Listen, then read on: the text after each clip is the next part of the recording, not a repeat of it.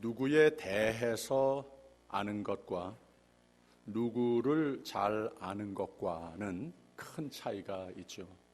하나님에 대해서도 마찬가지입니다.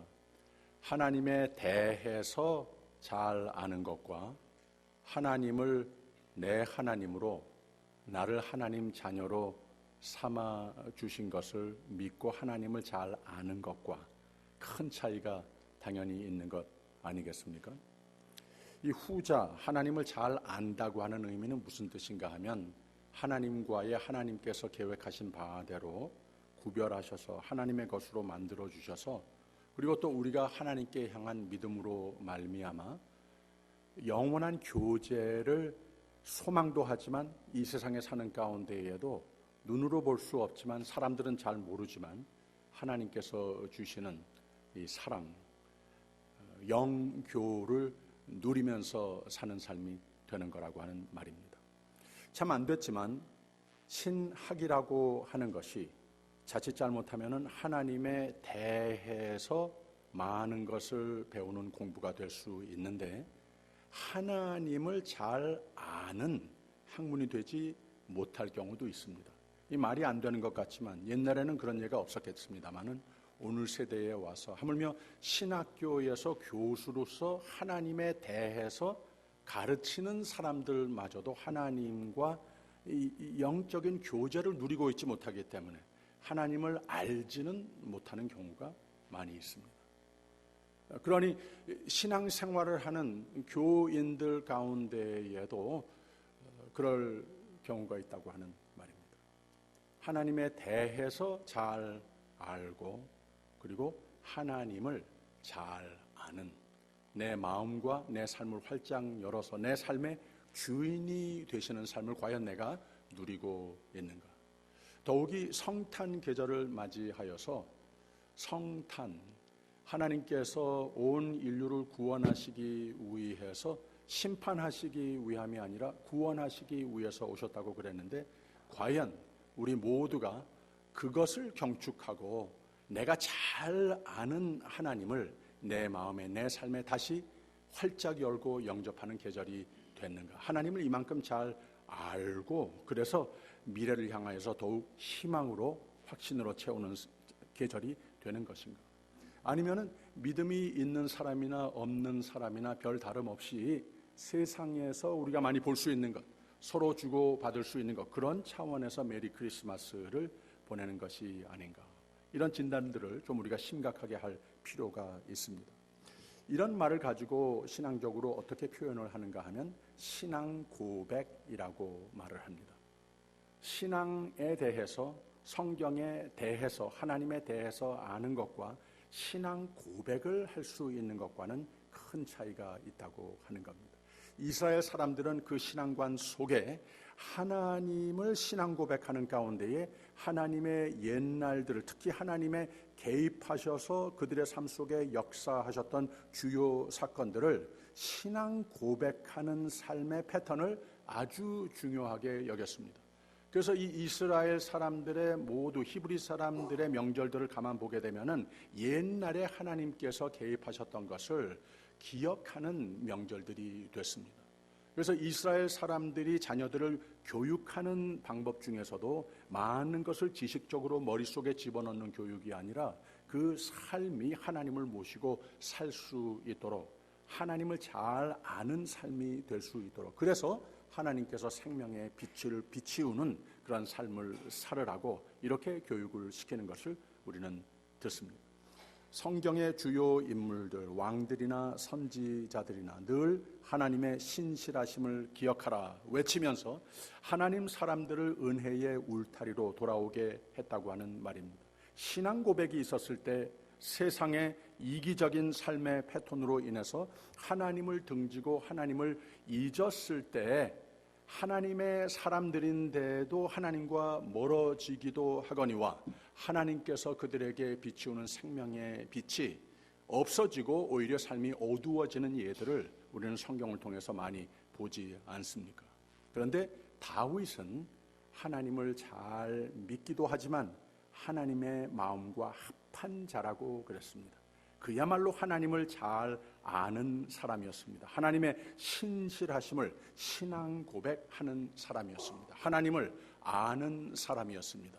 그래서 모든 시편들도 그렇습니다만은 바로 오늘 우리가 읽은 사무엘하 22장은 시편 18편의 내용 그대로인데, 하나님께 향한 찬송, 하나님께 향한 노래, 이게 언제 쓰여졌는가 하면은 다윗의 생애의 가장 마지막 부분에 노래를 지어서 무엇을 했는가? 하나님의 신실하심을, 내 삶 속에 역사하심을 하나씩 하나씩 기억을 하면서 모든 것을 하나님께 감사와 찬송을 올리면서 뭐니 해도 이것뿐이다.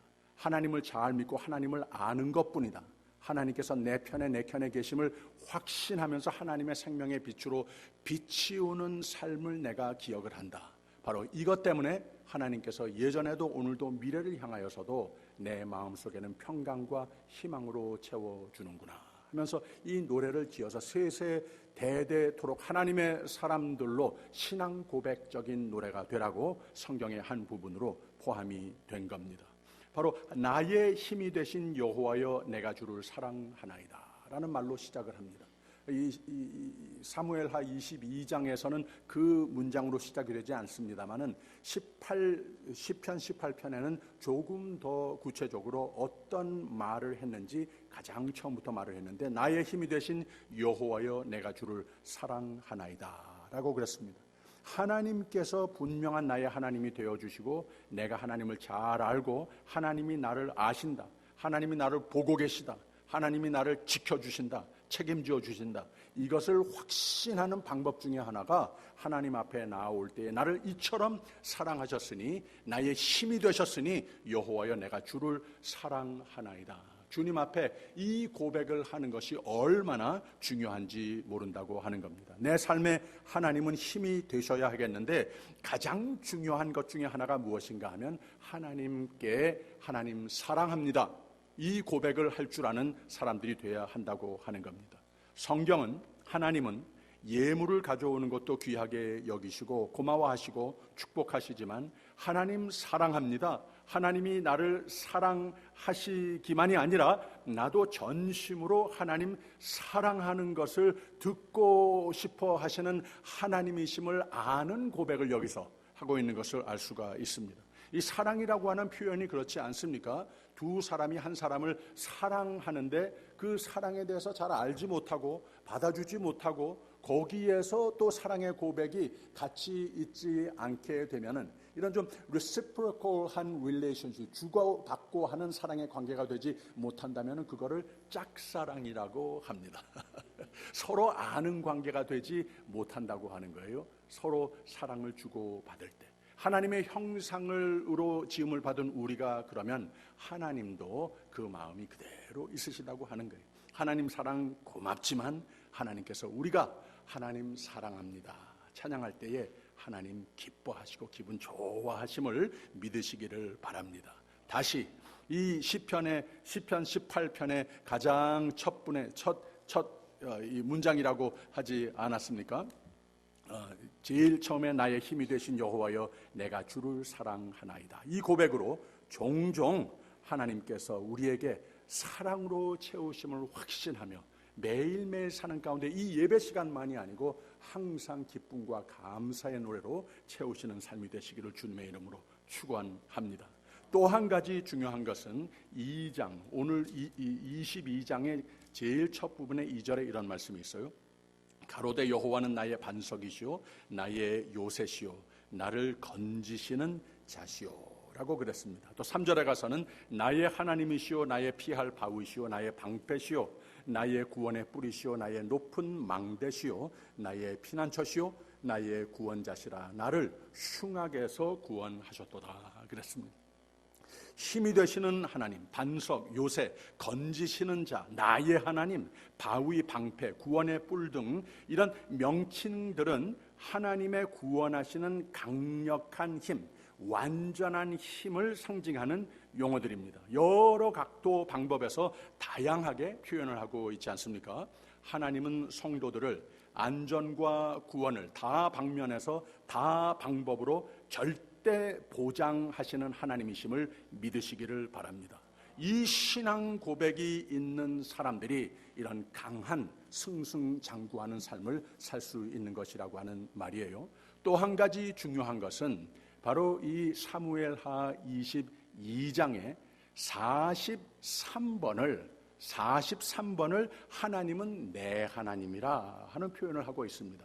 내게, 내가, 나의, 나를, 이런 표현이 44번이나 나옵니다. 이런 1인칭 대명사가 나오는데 이 세상살이의 모든 우리가 사는 가운데의 일들 중에 하나님과 친밀한 관계에서 떠나지 않고 있음을 묘사하고 있습니다. 이만큼 하나님을 잘 안다고 하는 거예요. 이만큼 하나님에 대해서 자신이 있다고 하는 말입니다. 이사야서 43장의 첫 부분에는 이런 말씀이 있어요. 야곱아 너를 창조하신 여호와께서 이제 말씀하시느니라. 이스라엘아 너를 조성하신 자가 이제 말씀하시느니라. 너는 두려워 말라. 내가 너를 구속하였고 내가 너를 지명하여 불렀나니 너는 내 것이라 그랬습니다. 우리는 하나님의 것이 됐습니다. 근데 여기에 이어서 내가 물 가운데로 지날 때에 내가 함께 할 것이라. 강을 건널 때에 물이 너를 침몰지 못할 것이며 내가 불 가운데에 행할 때에도 타지 않을 것이며 불꽃이 너를 사르지 못하리니. 왜? 대저 나는 여호와 내 하나님이라, 이런 말씀을 하셨어요. 우리 하나님의 것이지만 하나님은 저 멀리 계신 우주를 다 통찰하시는 하나님뿐만이 아니시라고 하는 거예요. 나의 very personal God. 하나님은 내 하나님이다. 하나님은 내, 표현이 좀 이상합니다만은 내 거다. 이만큼 자신 있게 하나님에 대해서 아는 사람을 하나님께서 그만큼 기뻐하신다고 하는 말입니다. 나의 하나님은 하나님의 것인 나를 철저한 보호와 힘이 되신다고 하는 말입니다. 이걸 믿으시길 바랍니다. 이걸 믿는 사람은 이 세상의 모든 도전과 장벽들을 넉넉히 다 이깁니다. 이런 능력을 체험한 자만이 오늘과 미래에 향한 더더욱 커지고 견고케 되는 신앙으로 승리할 수 있다고 하는 말입니다. 무슨 능력으로 이것을 체험하는가? 하나님을 아는 사람으로서 이 신앙 고백, 이 노래로 채운 사람이 그렇다는 말입니다. 다윗과 같이 하나님의 신실하심, 보호와 힘 되심을 종종 기억하고 찬송하면서 내일을 향하여 나는 괜찮다. 암만 이 세상에 어려운 일들이 많아도 암만 어두운 일들이 다가와도 괜찮다. 하나님이 나를 선한 길로 인도하여 주신다. 확신이 선다고 하는 말입니다. 이 확신이 있는 내가 되도록 확고한 신앙 고백과 하나님을 더욱 사랑하고 더욱 가까이 하는 저와 여러분이 되시기를 주님의 이름으로 축원합니다. 이만큼 하나님에 대해서 확신이 있어서 세상에 많은 악이 있어도 넉넉히 이기는 삶을 사는 사람은 이 노래의 핵심이 되는 신앙 고백으로 살게 되는 겁니다. 매우 상징적이지만 모든 하나님의 은택을, 모든 지금까지 지켜주심을 기억을 하면서 한 짧은 문장으로서 포괄적인 신앙 고백을 하고 있는데 그것이 바로 우리가 읽은 말씀이 되는 겁니다. 29절에 다시 여호와여 주는 나의 등불이시니 여호와께서 나의 흑암을 밝히시리이다. 할렐루야. 하나님이 비추시는 빛으로 그 마음과 삶을 밝혀주시기 때문에 암만 인생의 어두움 속을 거쳐가도 내게 비춰주시는 하나님의 사랑의 빛, 생명의 빛, 보호의 빛이 하도 강해서 어두움을 모르고 항상 밝게 사는 삶이 된다고 하는 겁니다. 또 빛으로 채운 삶이 되니 어디를 가든 어떤 어둠이 있는 곳에 가든지 그곳을 밝게 해주는 삶이 또 된다고 하는 말입니다. 이것도 할렐루야입니다. 이 노래의 제목이자 언제 이 노래를 다윗이 지었는가 하면은 1절에 뭐라고 그랬습니까? 여호와께 다윗을 모든 대적의 손과 사울의 손에서 구원하신 그날에 다윗이 이 노래의 말씀으로 여호와께 아뢰요 라고 그랬습니다. 하나님을 잘 아는 사람이 지을 수 있는 신앙 고백적인 노래가 됐다고 하는 말입니다. 결론은 이 다윗의 삶이 많은 우여곡절 다사다난한 생애가 된 것은 분명한데 누구나와 똑같은 그런 인생의 길을 걸어왔어야 했던 것 다 마찬가지인데 결국은 그 다음 장 23장에 가서 뭐라고 결론을 맺는가 하면은 제가 읽어드릴게요. 여호와의 신이 나를 빙자하여 말씀하시어 그 말씀이 내 혀에 있도다. 이스라엘의 하나님이 말씀하시며 이스라엘의 바위가 내게 이르시기를 사람을 공의로 다스리는 자 하나님을 경외함으로 다스리는 자여 저는 돋는 해 아침빛 같고 구름 없는 아침 같고 비 후에 광선으로 땅에서 우미 돋는 새풀 같으니라 하시도다. 내 집이 하나님 앞에 이같지 아니하냐. 하나님의 이 놀라운 은혜를 다 기억을 더듬으면서 찬양하는 말씀으로 이 노래를, 이 신앙 고백을 마무리했습니다. 성탄 계절 셋째 주일로 오늘 예배를 드리고 있습니다. 오늘 셋째 캔돌 촛대를 점화했는데 이름이 있습니다. 베틀레헴 캔들이라고 합니다. 베들레헴 촛대라고 합니다. 세상에 밝고 중심이 되지 못하는 곳, 그 시대에는 베들레헴이었습니다. 가장 밝고 가장 높고 가장 높은 사람들이 가고 또 가장 좋은 것을 많이 얻으려고 찾는 곳이, 중심적인 곳이 예루살렘이었습니다. 그런데 예수님은 베들레헴을 통하여 이 세상에 오셨단 말입니다. 거기는 뭐가 많이 모자라고 배고프고 인정을 못 받고 춥고 그런 곳이 상대적으로 베들레헴이었습니다. 그런데 그 어두운 곳에 비치신 예수께서 오셨다고 하는 말입니다. 가장 어두운 고장이 세상의 가장 밝은 곳이 됐습니다. 동방 박사들이 처음에는 가장 밝은 곳, 가장 높은 곳, 왕 중에 왕이 오시니 당연히 예루살렘이겠다 하고 거기를 찾았습니다. 그런데 거기로 안 오셨습니다. 그들의 길을 밝혀주고 인도한 별은 베들레헴에 가서 머물렀습니다. 가장 어두운 곳에 위에가 머물렀습니다. 빛이신 예수께서 오셨다고 하는 말입니다. 왜 오셨는가? 어두움을 물려가게 하기 위하여 오셨다고 하는 거예요. 그런 곳에 오시는 예수님이라는 겁니다. 그런 마음과 그런 삶, 좀 어두움이 있고 마치 사망의 그늘과 같은 삶이 된 그런 곳에 하나님께서는 오신다고 하는 것을 믿으시길 바랍니다. 성탄 계절에 성탄의 이유가 바로 그거라고 하는 것을 우리는 잊어서는 안 됩니다. 이것이 첫 성탄이었었고 이것이 오늘의 성탄절의 의미이고 하나님께서 우리의 삶에 이 세상에 다시 이 성탄 계절을 통하여 메리 크리스마스가 되라고 오시는 이유가 바로 그것 때문이라고 하는 것을 기억하시기를 바랍니다. 만약에 내 삶 가운데, 내 가정에, 내가 하는 일 가운데 조금 여기저기 어두운 곳이, 부분들이 있다면, 여기 좀 절망적인 부분들이 있다면 하나님께서는 바로 그 이유로 거기에 어두움을 물러가게 하려고 오심을 믿으시기를 바랍니다. 그래서 성탄 계절은 어두움이 물러가는 계절입니다. 세상에 비치신 예수 그리스도가 오시는 계절입니다. 내 삶의 빛으로 오시는 예수를 새롭게 영접하시는 메리 크리스마스가 되시기를 주님의 이름으로 축원합니다. 다시 You are my lamp, O Lord. The Lord turns darkness into light. 이 원어의 문장 구조는 조금 더 특수한 면을 가지고 있어요. 내 삶의 어떤 모양이라도 어떤 이유가 됐든지 간에 자의건 타의건 환경적인 세상에 부족한 것에 이유가 됐든지 간에 어두움이 있으면 그것을 빛으로 바꾸시려고 오시는 예수님이심을 믿으시기를 바랍니다. 대강절 이 네 주의 예수님의 초림을 셀러브레이트하는 계절입니다. 그리고 오늘 예수님의 내 삶의 재림하심을 감사로 셀러브레이트 하는 계절이 되어야 하는 겁니다.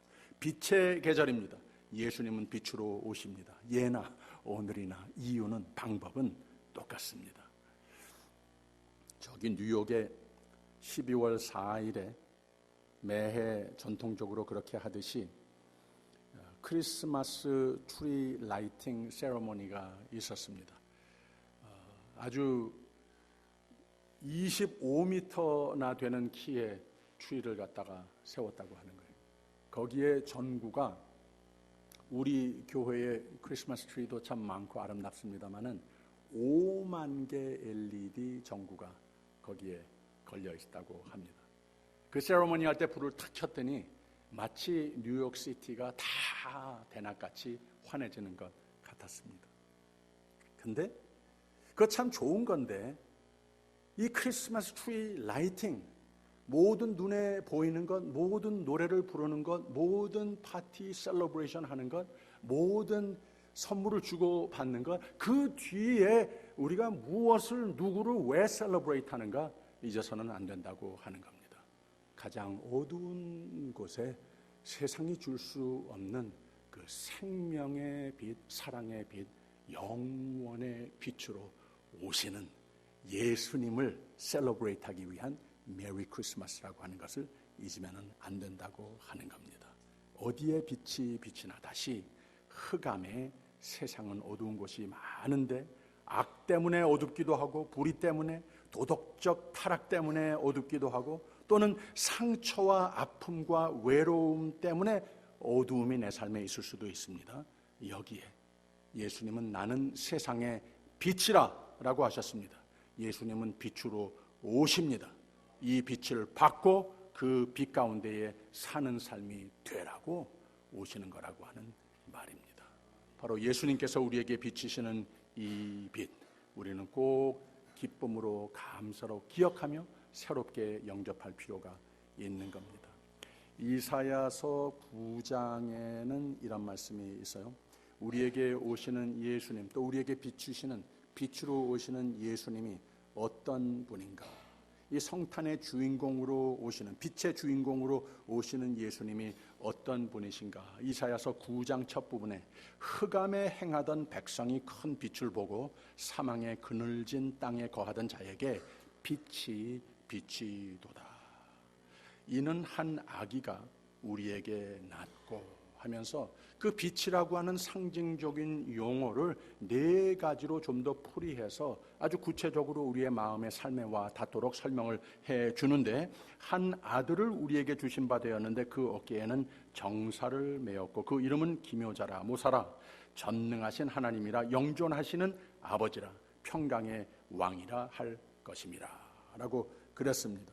한 아기가, 처녀가 잉태한 아들이 오셨다고 하는 거예요. 그 이름이 임마누엘이라고 했습니다. 이 의미가 참 중요합니다. 이 세상에 가장 밝은 빛을 초월하는 영원의 빛으로 오시는 예수님께서는 세상의 사람들이 서로에게 불을 켜서 비추어 줄 수 있는 그런 차원의 빛이 아니라고 하는 겁니다. 영원한 빛. 그래서 동정녀 마리아의 통하여서 이 세상에 탄생하신 그 사건이 역사적인 사건으로서 참 아름다운 What a beautiful story 하면서 그냥 크리스마스 노래를 하는 것이 아니라, 어떤 전설적인 이야기가 아니라 매우 역사적인 사건으로 하나님이 그렇게 하셔야만 하기 때문에 사람이 줄 수 있는 그런 유한한 빛이 아니라 영원한 빛으로 오셨기 때문에 동정녀 마리아 탄생이 그만큼 중요하다고 하는 걸 우리는 꼭 기억을 하여야 합니다.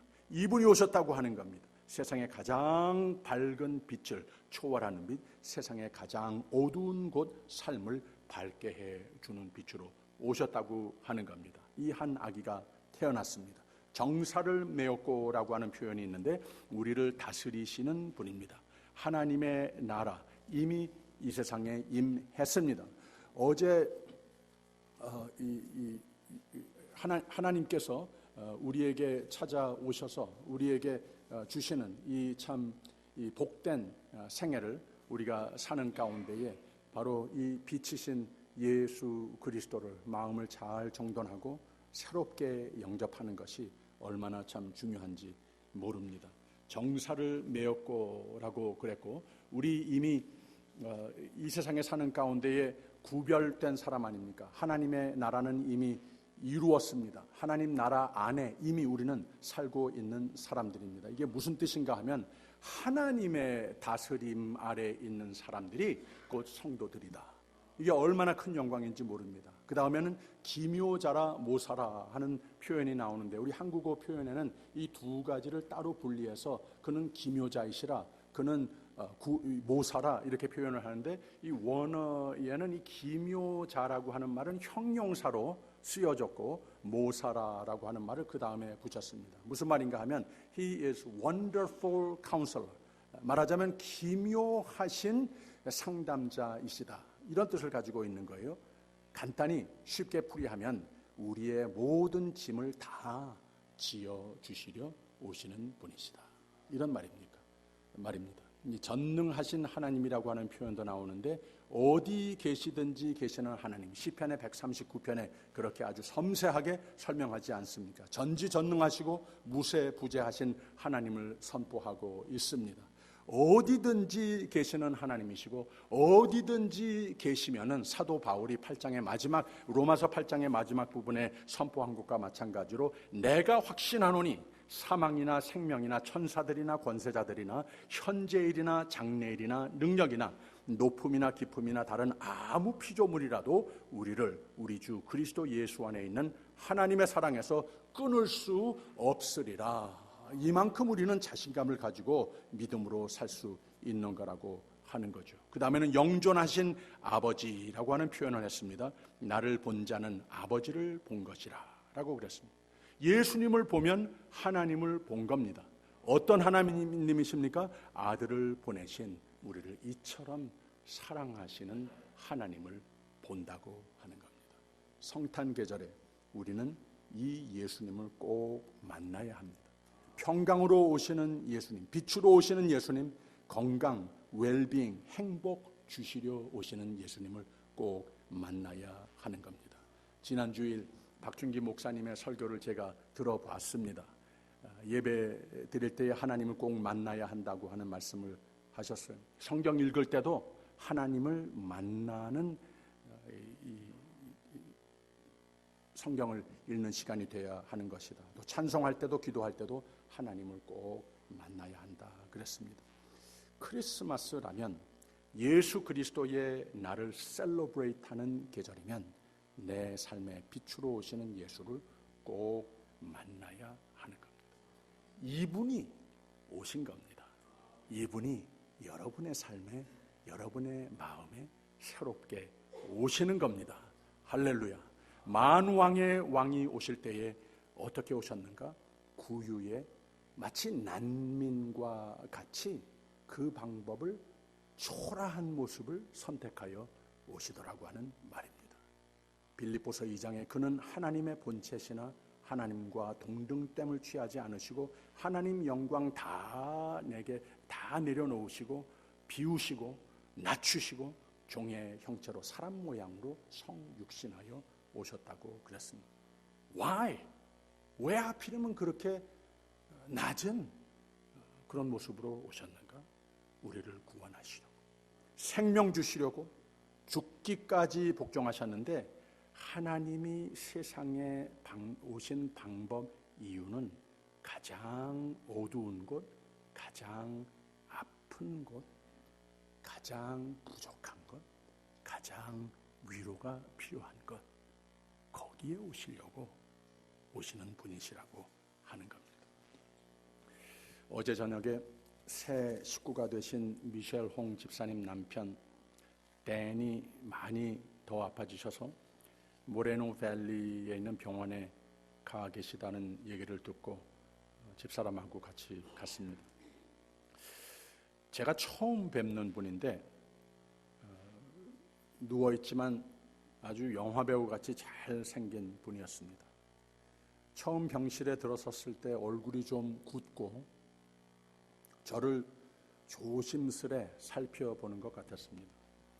하나님 말씀을 읽고 제가 힘내라고 사랑하는 아내 집사님이 새벽마다 교회에 나와서 눈물로 열심히 기도하는 모습, 멀리서 바라보면서 무슨 기도하는지 내가 분명히 알고 있다고. 하나님께서 댄 당신을 지켜주심을 믿으시기를 바란다고 말씀을 드렸습니다. 겁내지 말라고. 당신을 지으신 하나님이 그 몸의 세포 한 가지 한 가지 모든 기능, 여기 의사들보다도 더 하나님이 지금 열심히 그 기적의 손으로 치유하고 계시다고 격려해 드렸습니다. 그거 믿으라고, 당신을 얼마나 하나님이 사랑하시는지 분명히 알으시라고, 우선은 마음의 평안을 가지고 하나님께 그냥 다 푹 맡기라고 격려를 해 주었습니다. 제 집사람이 옆에서 저도 한마디 할까요 하더니, 크리스마스 계절은 예수님이 오시는 계절이에요 하고 환자에게 말을 해줍니다. 예수님은 댄과 같이 가장 힘들고 아픈 이를 위해서 가장 우선 삼으셔서 찾아오시는 분이세요. 이번 크리스마스는 예수께서 댄을 위해서 꼭 낫게 해 주시려고 기다리는 가운데에, 기도하는 가운데에도 그 마음속에 평안을 주시려고 오심을 믿으세요. 그러니 위로를 받으세요. 하나님은 댄, 당신의 하나님이세요. 힘내세요. 위로를 받으세요.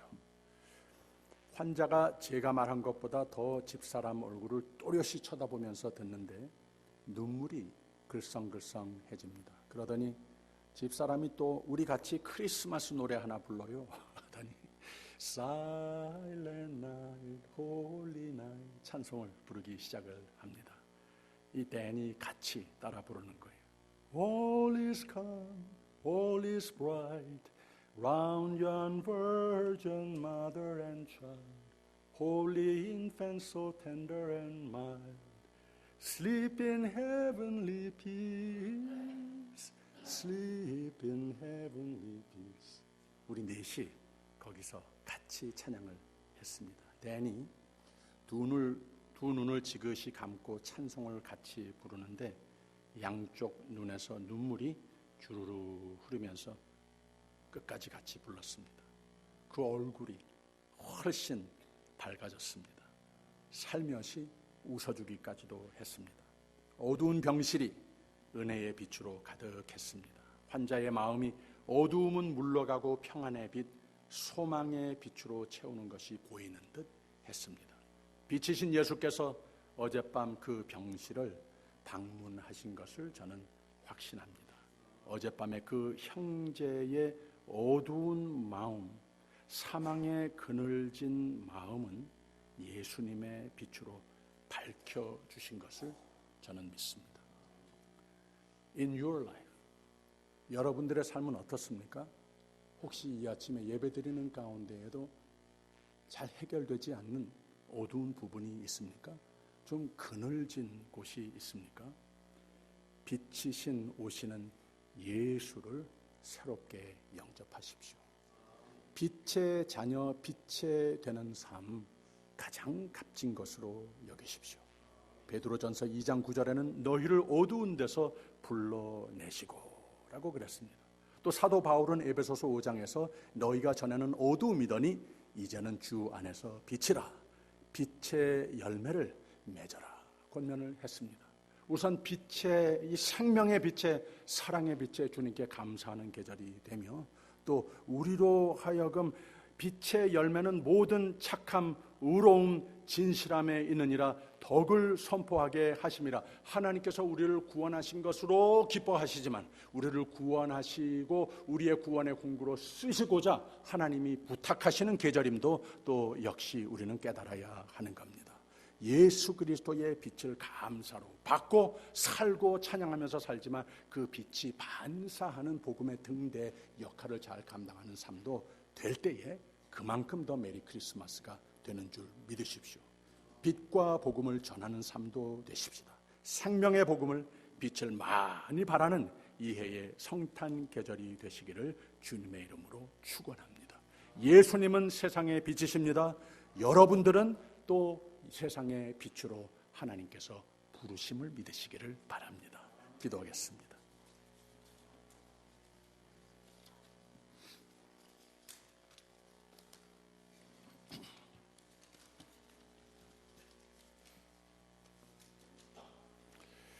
이 아침 하나님의 은혜를 감사하면서 예배를 드립니다. 하나님, 우리에게 생명의 빛을 비추시니 감사합니다. 하나님 사랑합니다. 내 영혼이 주님께 찬양을 올립니다.